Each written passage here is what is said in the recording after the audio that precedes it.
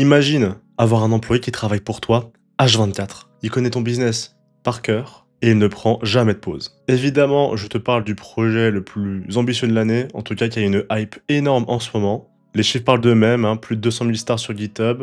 Il a été racheté par OpenIA, plus de 10 000 extensions disponibles, dont certaines qui sont malveillantes. Eh bien, cet outil ne l'utilise surtout pas. Parce que du point de vue de sécurité, bah là aussi, les chiffres parlent d'eux-mêmes, hein. Plus de 500 vulnérabilités sur Kaspersky. Un employé Meta s'est vu sa boîte mail entière se faire supprimer.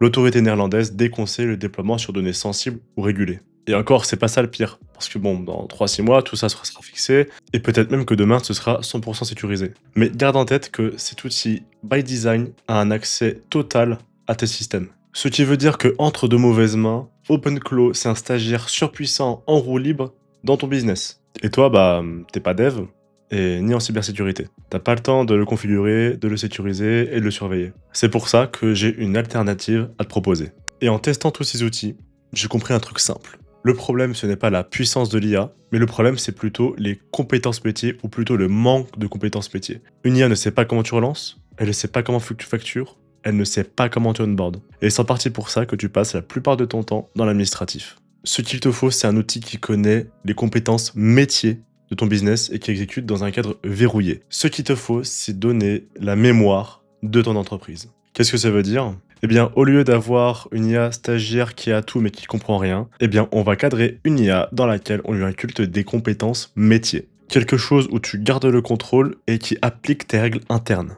Je te montre. Ce que tu vois devant toi, c'est 4 dossiers. Chacun de ces dossiers inclut une règle métier. Par exemple, ici, tu as toute une série d'instructions à suivre pour tout ce qui concerne le reporting.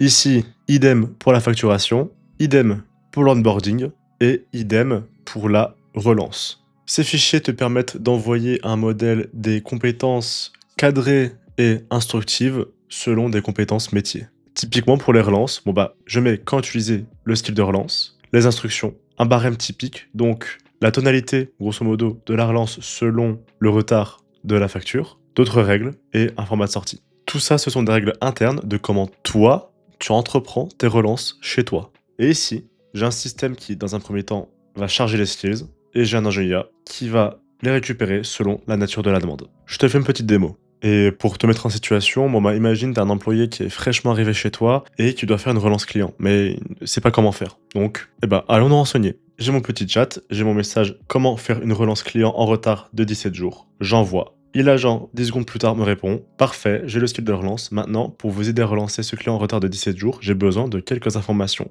Selon le barème de relance, étape 2, rappel formel. Quel est le nom identifiant du client? Souhaitez-vous que j'écris un brouillon Gmail ?» Si on reprend mon instruction, bah, il a bien compris qu'il s'agit ici d'un rappel formel et que le skill a été effectivement bien chargé. Et dans les coulisses, on peut bien voir que l'exécution a pris 7 secondes. Et pour l'exemple de création d'email plus création du brouillon sur Gmail, on va prendre le premier client, Dupont Financière SA, comme contact Marie Dupont. Je continue dans mon chat, Marie Dupont, je veux bien avoir un draft. J'envoie. J'ai une réponse, brouillon Gmail créé, récapitulatif de la relance, étape 2, canal email uniquement, ton factuel amical pas accusateur, destinataire Dupont. Et qu'est-ce que je vois dans mes brouillons? Bah, j'ai bien un brouillon qui a été fait à 18h30 pour le suivi de la facture. J'espère que tout va bien de votre côté. Je vous contacte pour un suivi amical. Pourriez-vous me confirmer la date prévue de paiement si un point administratif à clarifier de notre côté? C'est cohérent avec les règles.